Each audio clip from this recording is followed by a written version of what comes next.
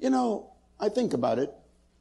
Character is really what I call a constant effort to integrate your words, your deeds, and your actions as one. Everybody say integrate. The word integrate means to become one. This is very important. Write that down. To integrate means what? To become one.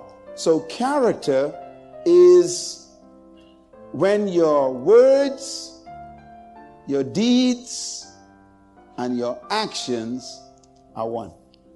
You are not schizophrenic.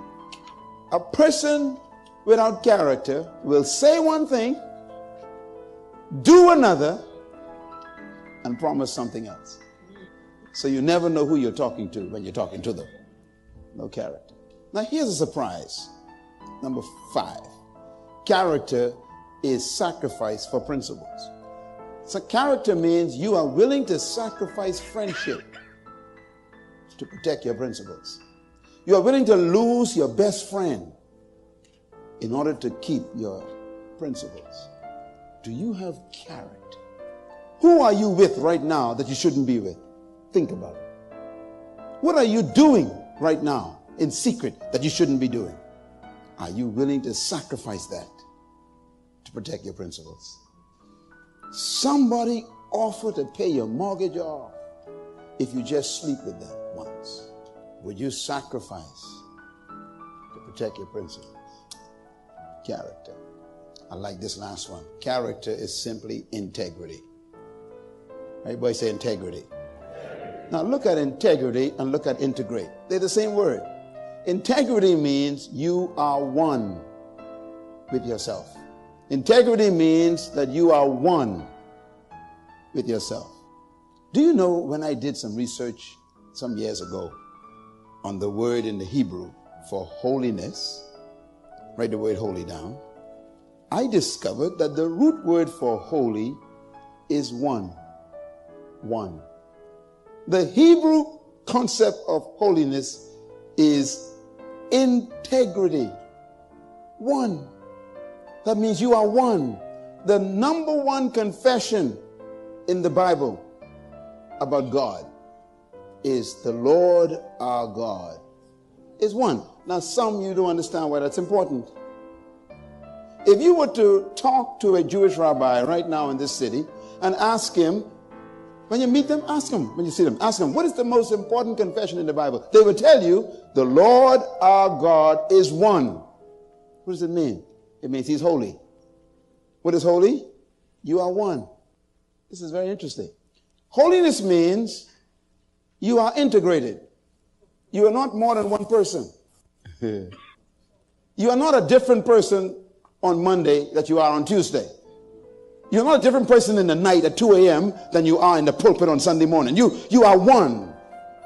You are not multi-personality. When the Bible says be holy, it's telling you be one. Stop being a hypocrite. It's character. The foundation for trust is integrity. Write it down. Tweet that to somebody right now. What did I say? The foundation of trust is integrity. When you are one, people will eventually trust you. That means your word is always good. You say what you said, you do what you said, and then you act what you said. That's holiness. So wearing a long dress or a white collar with a purple shirt turned backward with a big chain in your pocket is not holiness. Wearing a long robe with a turban on your head doesn't impress me. I want to know if one person is under that robe, just one.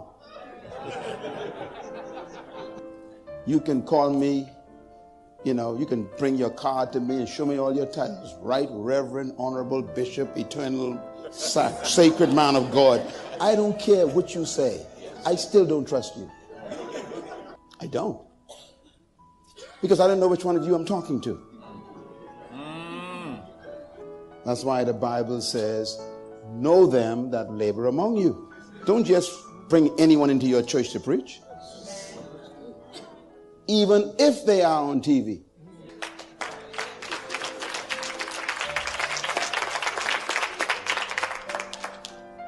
Don't be attracted to charisma. Seek out character. You know, some years ago, my wife and I hosted a marriage conference in our church. And I met this guy when I was doing a show for the 700 Club with Pat Robertson in Virginia Beach. And I was doing a series of programs with him and the people there.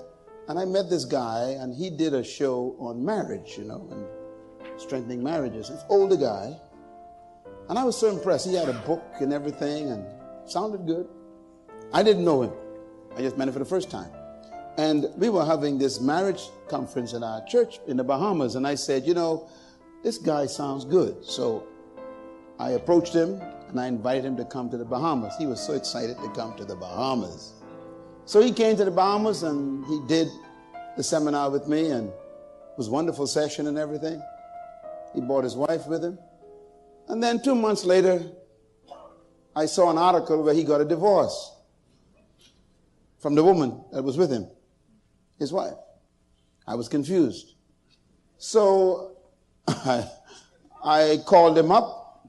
He was living in Colorado at the time, and I said, I just want to make sure that this article I'm reading is not true. Are you divorcing your wife who was with you when you did a seminar for my people, who believed you?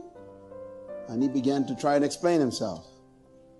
I said, you will never come back to our church, and you will never come back to our island. I hung the phone up and called the bookstore. I said, take every one of his books off the shelf. Because if what he is teaching is not working for him, it shouldn't be taught to us.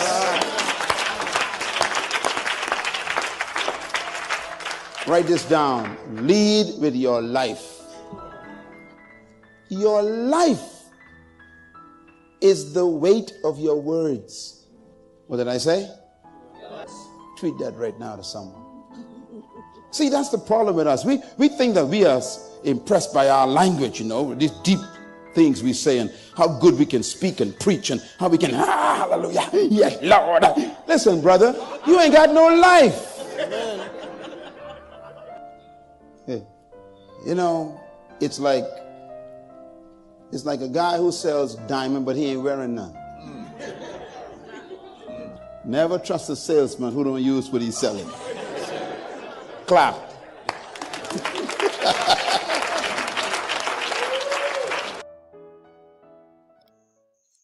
Hi, thank you so much for watching. Please remember you can support our work on our Patreon page and you get access to exclusive content and full videos. And please hit that subscribe button if you haven't done so, and click the notification bell to be the first to receive newer content.